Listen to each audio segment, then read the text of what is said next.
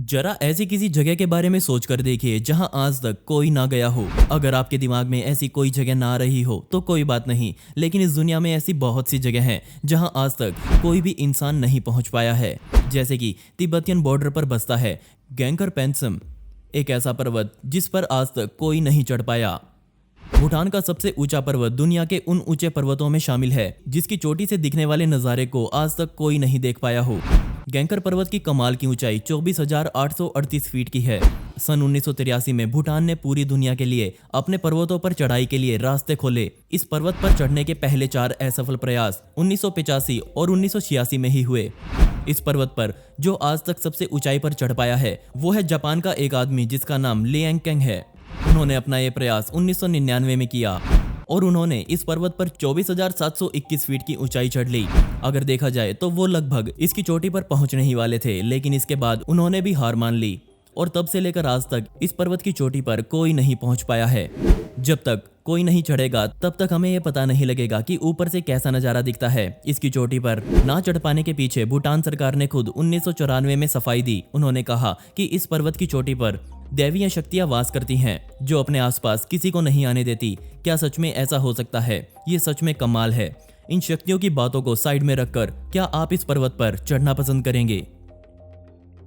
क्विंटा डा रेगलेरा।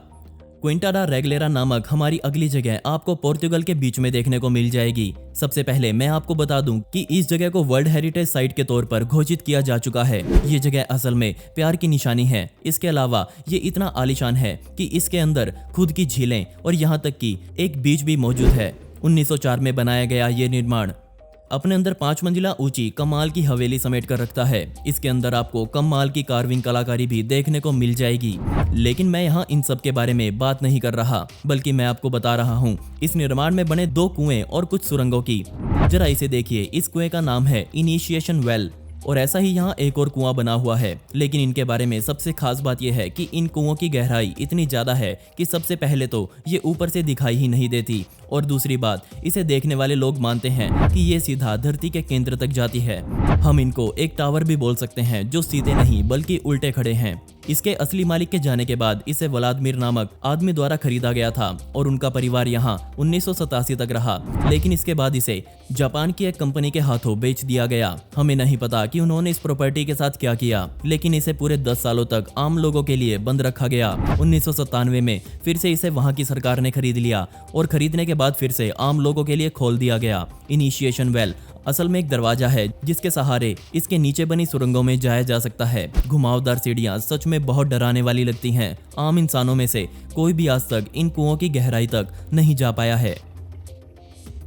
सालार day Uyuni इस दुनिया का सबसे बड़ा नमक का मैदान है। जी हाँ, पूरे 4086 मील के क्षेत्र में सिर्फ नमक फैला हुआ है। साउथ वेस्ट बोलीविया में बना ये मैदान समुद्री सतह से 11,995 फीट की ऊंचाई पर बना हुआ है। तो अब आप ये सोच रहे होंगे कि इतना सारा नमक यहाँ आया कैसे? तो मैं आपको बता दूं कि सालार डे उयूनी शत को पहले कई सारी झीलों का संगम हुआ करता था, लेकिन समय बीतने के साथ उन झीलों का पानी भाप बनकर उड़ गया और अपने पीछे इतना सारा नमक छोड़ गया। इस जगह को आज भी साउथ अमेरिका में घूमने के लिए सबसे मुश्किल स्थानों में गिना जाता है, क्योंकि इसके पीछे 2 कारण हैं।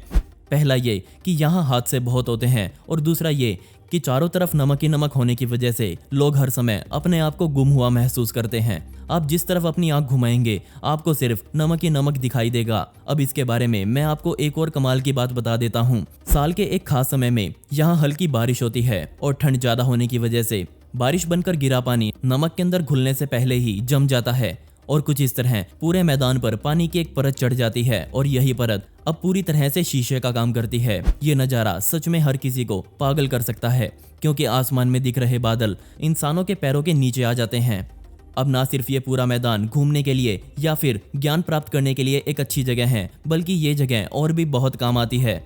जैसे कि अमेरिका में बैटरी बनाने वाली ज़्यादातर कंपनीज यहाँ से लिथियम या फिर और भी जरूरी केमिकल्स निकालती हैं। एक तौर पर माना जाता है कि अमेरिका में चल रही ज़्यादातर गाड़ियों में लगी बैटरियों में लिथियम यहीं से निकाला गया है। बेशक इस खूबसूरत जगह को दुनिया में बहुत कम ही लोग जानते हैं, लेकिन इसके अंदर एक होटल है जो इस दुनिया का सबसे पहला नमक का बना हुआ होटल है। जी हाँ, इसके अंदर लगा सारा सामान पूरी तरह से नमक द्वारा बनाया गया है।